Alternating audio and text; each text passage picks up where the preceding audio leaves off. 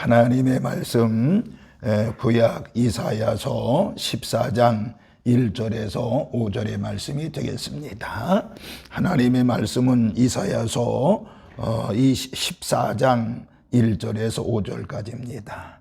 여호와께서 야곱을 긍휼히 여기시며 이스라엘을 다시 택하여 그들의 땅에 두시리니 나그네 된 자가 야곱 족속과 연합하여 그들에게 예속될 것이며 민족들이 그들을 데리고 그들의 본토에 돌아오리니 이스라엘 족속의 여호와의 땅에서 그들을 얻어 노비로 삼겠고 전에 자기를 사로잡던 자들을 사로잡고 자기를 압제하던 자들을 주관하리라. 여호와께서 너를 슬픔과 곤고하 및 내가 수고하는 고역에서 놓으시고 안식을 주시는 날에 너는 바벨론 왕에 대하여 이 노래를 지어 이르기를 압제던 자가 어찌 그리 졌으며 강포한 성이 어찌 그리 패하였는고 여호와께서 악인의 몸뚱이와 통치자의 귀를 꺾으셨도다.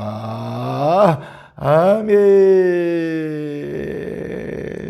잠시 기도합니다. 하나님 아버지, 주님의 은혜와 사랑을 감사합니다. 오늘 이게 금요 기도에 달려나와서 하나님 아버지 앞에 예배하옵나니 말씀을 듣습니다. 우리 모든 성도들에게 하나님의 그것의 은혜와 사랑과 은총으로 함께 하옵소서. 말씀을 듣다가 하나님의 은혜를 깨닫게 하여 주시옵시고 말씀을 듣다가 하나님의 기적을 보는 시간이 되어지게 하여 주옵소서.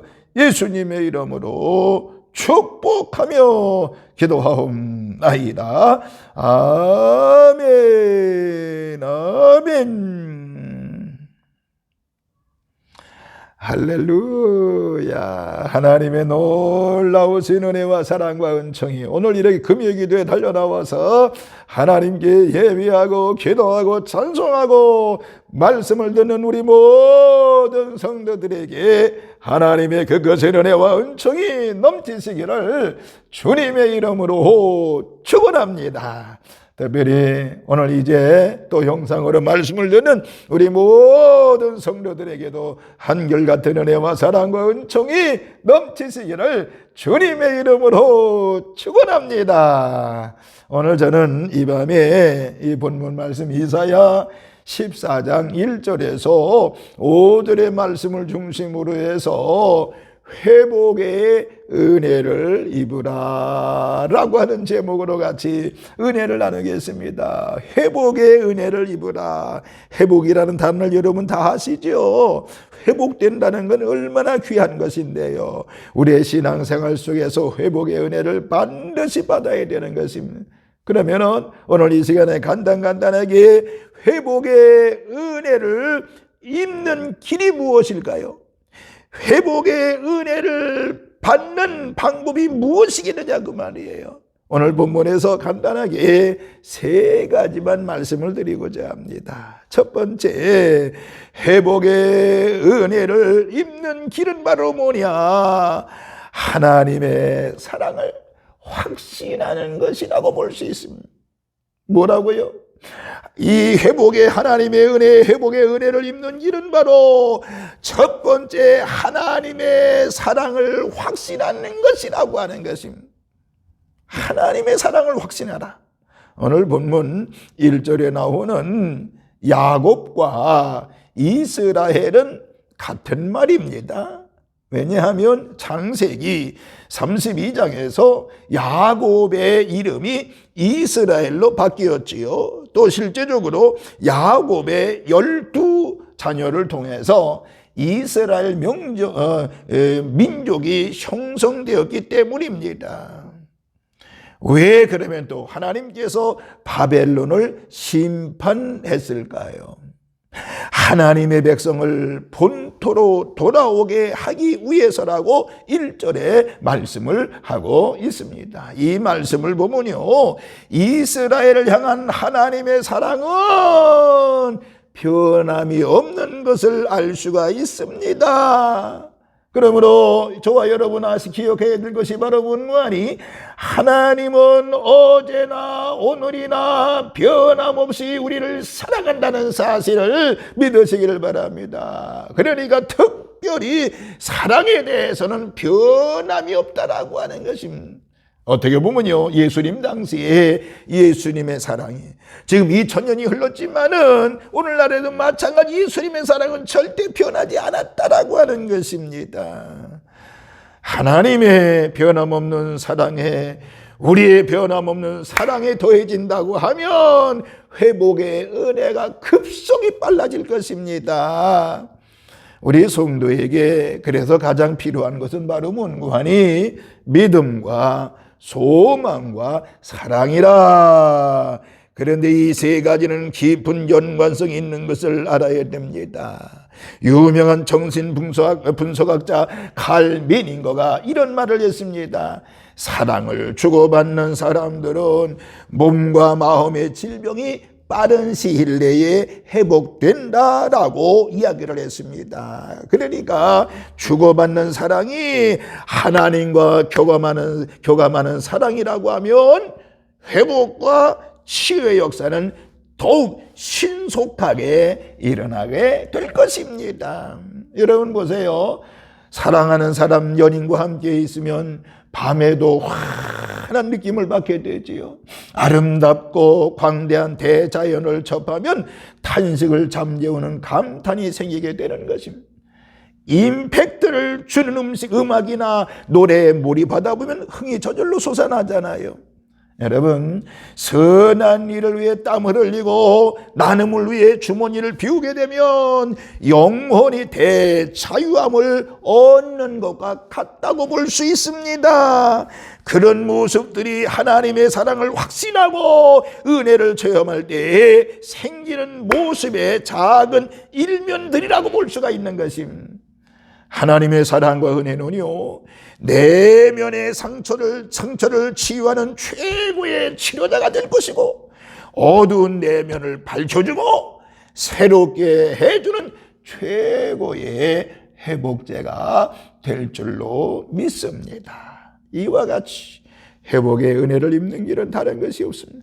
하나님의 사랑을 확신하는 것인 줄로 믿으시기를 주님의 이름으로 축원합니다.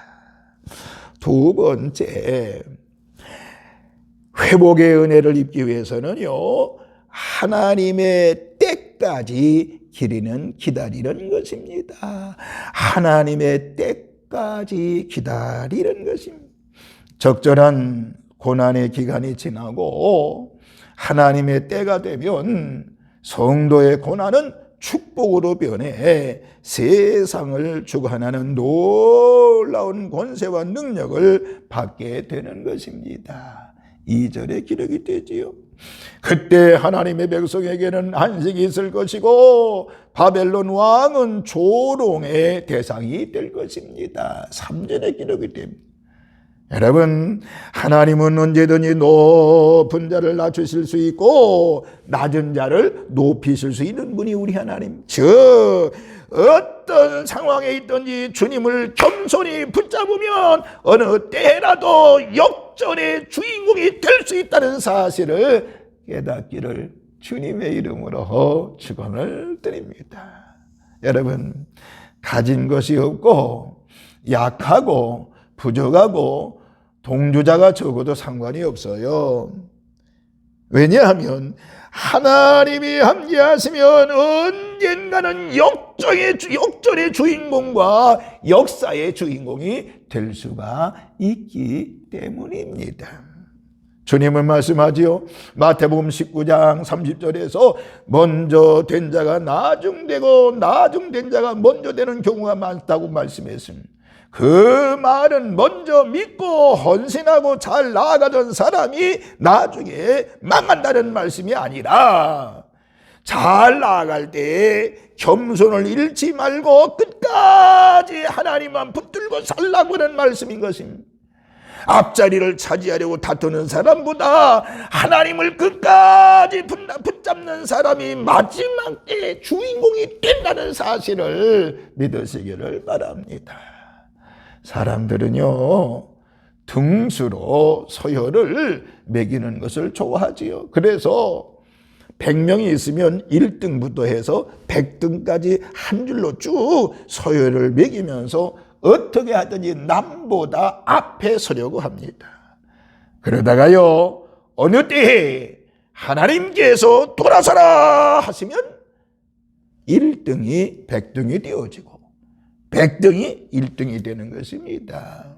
결국 가장 중요한 것은 하나님의 은혜이고 하나님을 믿는 우리의 믿음이라고 볼 수 있는 것입니다. 그러므로 믿음을 가지고 최선을 다하면서 하나님의 때를 기다리면 놀라운 회복의 은혜를 입게 되는 줄로 믿으시기를 바랍니다. 하나님의 때까지 기다리는 것이 회복의 은혜를 받는 줄로 믿으시기를 바랍니다. 할렐루야.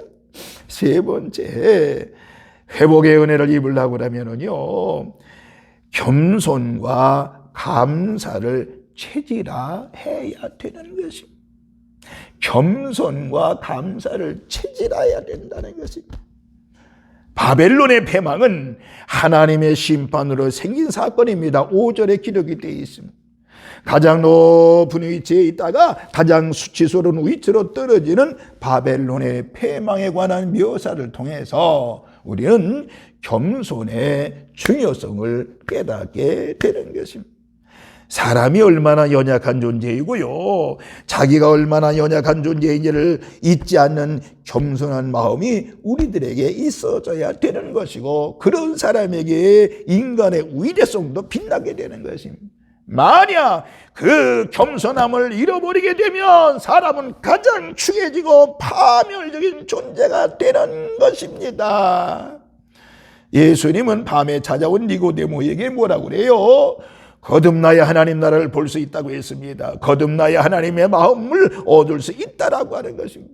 예수님을 영접하고 거듭난다는 것은 실체가 무엇인가요? 만물의 주인과 역사의 주인은 사람이 아니라 하나님이심을 인식하고 인정하는 것입니다.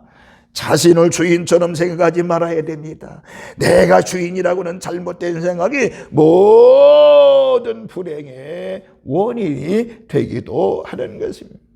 사람은요, 믿을 수 없는 연약한 존재이기 때문에 아무리 높은 위치에 올라가서도 절대 교만하지 말아야 되는 것입니다. 반면에 사람은 또한 보통 존재가 아니기 때문에 아무리 낮은 위치에 떨어져도요, 결코 낙심하지 말아야 되는 것입니다.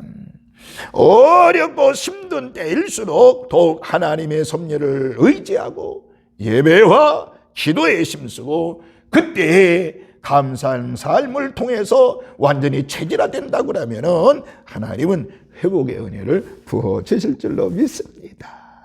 오늘 제가 이 밤에 세 가지 말씀을 들었습니다. 회복의 은혜를 입는 길은 뭐라고요? 하나님의 사랑, 이 하나님의 사랑을 확신하는 것이라고 그랬습니다. 두 번째, 하나님의 은혜를 입는 길은 뭐라고요? 하나님의 때까지 기다리라고 하는 것입니다. 세 번째, 하나님의 회복의 은혜를 입는 길은 뭐라고요? 겸손과 감사를 체질화해야 된다라고 하는 걸 기억하시면서 우리 모두 일평생 동안 회복의 은혜 속에서 승리하고 회복의 은혜를 통해서 하나님의 놀라운 사랑을 받으며 행복한 삶을 사는 우리 산돌의 모든 식구들 되시기를 주님의 이름으로 축원합니다. 회복의 은혜가 우리 모든 성도들에게 있을지어다. 할렐루야. 걸어가신 하나님, 주의 은혜와 사랑을 감사를 드립니다. 우리 모두 회복의 은혜를 받고 회복의 은혜 속에 승리하는 하나님의 백성들 되어지게 하여 주옵소서. 은혜 후에 은혜가 되어지게 하여 주시고 하나님의 사랑으로 충만한 삶이 되어지게 하여 주옵소서. 감사를 드리면서 우리를 죄악에서 구원하신 예수님의 이름으로 축복하며 기도하옵나이다. 아멘. 아멘.